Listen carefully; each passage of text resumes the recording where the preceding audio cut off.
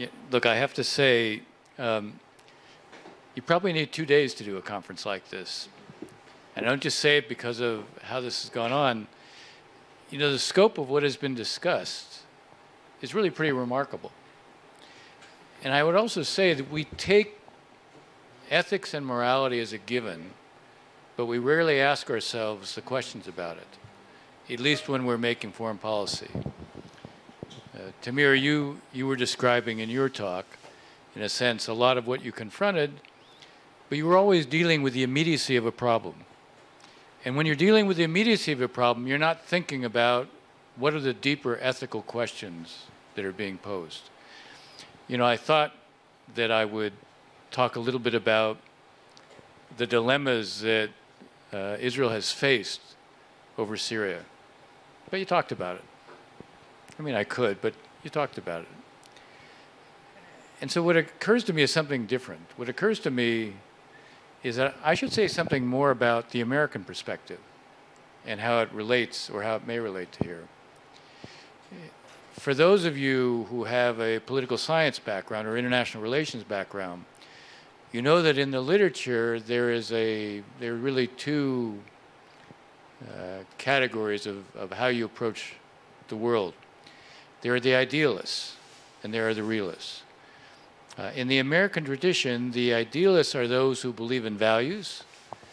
They are those who believe in humanitarian interventions. They are those who tend to believe in collective security, more collective security rather than nationalism and national prerogatives. And then there are the realists who operate on the premise that there's no referee or umpire internationally who imposes the rules. It's basically power that determines it, and therefore the balance of power that determines it. So these are kind of the two typologies. And that might sound like the United States, but it's not. There's something deeper when it comes to the United States. There is a perception, and there always has been a perception about the United States being an exceptional country, right? We are seen as being exceptional. Now, if you go back historically and you look at the roots of this sense of being exceptional, it stems deeply from the Puritan background. You go back to the 18th century and then the 19th century, those who came, and even a little earlier, go back to the 17th century, John Winthrop comes out of the Puritan tradition, and he described America as that city on the hill, a line that Ronald Reagan always quoted.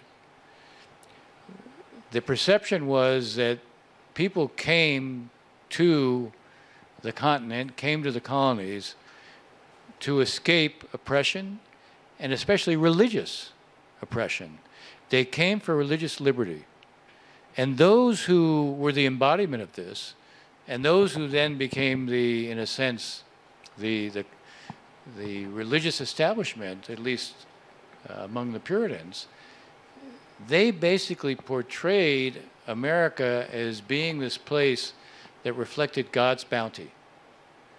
It was providence that could only, what else could explain that here is this continent of enormous wealth and where people are free and where they can practice their religion freely. And they began, certainly in the 18th century and then the 19th century, they began to describe America as the new Israel. Literally, it's a terminology, the new Israel. Well, they also were described as the chosen people. And all of this contributed to the sense that we are exceptional, we embody universal values. It didn't lead, for most of America's history, to us believing that we had to export those values to others. We had to impose those values to others. We operated on something very different. We operated on the basis, again, like what I quoted John Winthrop, we were an example. Thomas Jefferson didn't believe we should have a standing army. In the end, he believed we had to have a navy because we had to be able to trade. But he didn't believe we should have a standing army. We should stand as an example to the rest of the world. the power of our example. Henry Clay talked about the power of our example. Barack Obama talked about the power of our example. Joe Biden does as well. Joe Biden also talks about having certain norms, rules. I mention this because it's very difficult for an American president to adopt a foreign policy that has no values at all, given in a sense historically, who we define ourselves to be. There's one exception. Now, you all think I'm going to say Donald Trump. No. He's not an exception. He's an anomaly. The one exception was Richard Nixon. And Richard Nixon and Henry Kissinger together operated on the premise of the balance of power. The balance of power reflects a very traditional way of looking at things. It's governed by the principle that power determines, since there is no referee, it's the balance of power, it's our power that helps to determine the shape of things internationally. Now, the interesting thing about Henry Kissinger, he wrote a book right before he became the National Security Advisor. It was about American foreign policy. And in it, he described that no American foreign policy is sustainable if it isn't values-based. He then proceeded to conduct a foreign policy that was devoid of values, largely, and it produced enormous criticism of him over time. He and Nixon together thought because of Vietnam, we had to go through a process of withdrawal, and we had to find ways to adjust. Well, one way, create a breakthrough with China because that's a way to offset the Soviets, but then do détente with the Soviets because that's a way to sort of manage the competition with them.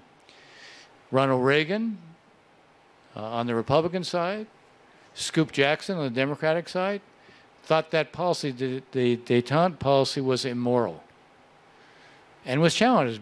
If you go back and you remember Kissinger's standing, in the last couple of years of his being Secretary of State, he was under relentless criticism from the Congress from both sides, Democrats as well as Republicans.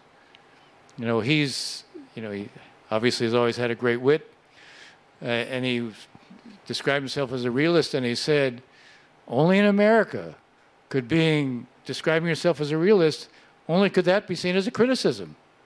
Because again, it was really devoid of values. So I bring this to today with us, not on the issue of Israel and Syria, where this issue not Israel and Syria. Syria is what affects your behavior towards Ukraine. And for reasons that all of you talked about and are obvious, nobody mentioned, by the way, 1 week before the Russians went into Ukraine, 1 week before they go in, they ran an exercise, an air exercise with the Syrian Air Force. Only time they've done it the whole time they've been in Syria. This was not a subtle way of signaling you. Syria is important to you. Guess what? Ukraine is important to us. No, I want to raise it. I want to raise Saudi Arabia as it relates to us. And partly I raise it because Biden is already under criticism from mostly the left, but not exclusively the left, because he really is going to take a trip to Saudi Arabia. It's been postponed a little bit, not because of the issues with your government, but because actually they came to realize they had planned a 9-day trip that included going to the G7, and that was really a little bit too much. So they're postponing it a couple of weeks. But he's under significant criticism because what does this say about our values? What does this say about our commitment to human rights? And why is he going? Well, ostensibly he's going because suddenly we have more of a need for oil because we want the Russians to pay a price for what they're doing in Ukraine. We don't want them to be able to finance their war because they're able to sell their oil. We want to be able also to replace their oil. The only country in the world that actually has any significant spare oil production capacity is Saudi Arabia. By the way, this is a reminder of that. We're also being reminded that, we still probably have 20 to 25 years of transition before we get to renewables, which means that Saudi Arabia remains important. So there's a strategic interest, but even that doesn't really capture the whole nature of the strategic interest. The strategic interest is also, Biden talks about us being at an inflection point in the competition, the struggle between democracies and autocracies. And he's right, but it's too narrow a coalition. If we are engaged in what is going to be a long-term competition and struggle with Russia and China,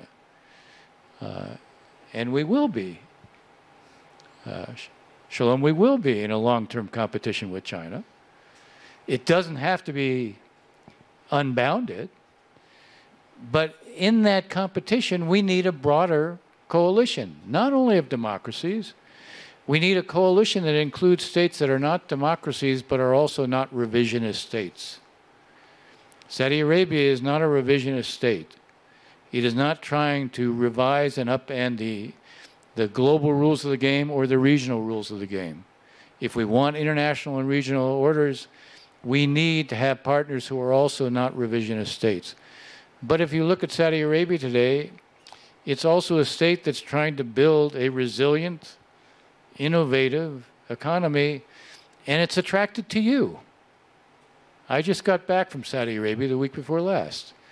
I went over there to discuss a number of ideas about how they might connect with you. But what is remarkable is they look at you as being a natural partner.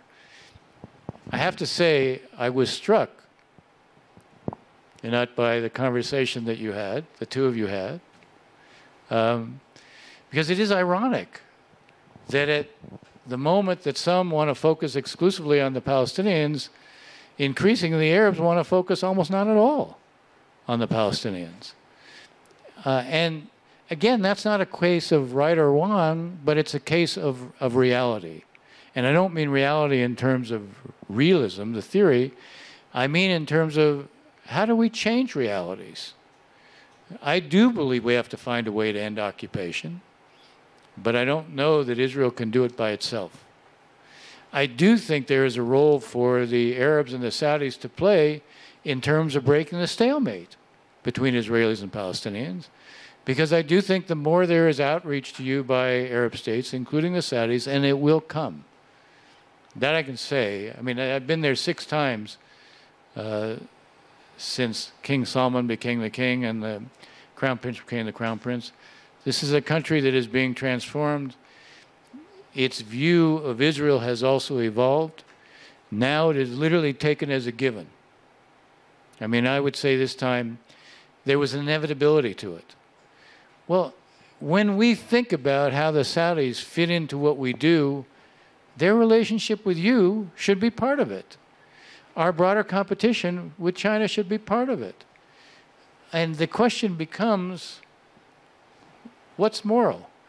You know, Kissinger, when he was being challenged by Scoop Jackson in particular, he said, I understand your morality, but are you telling me if what I'm doing to prevent a nuclear war, that isn't also a moral question? And if we are able to build a set of rules globally where might doesn't make right, where big states don't dictate to their neighbors, where spheres of influence aren't imposed and people are denied rights, are those not moral questions? Is it not also a moral question that anything shouldn't go domestically?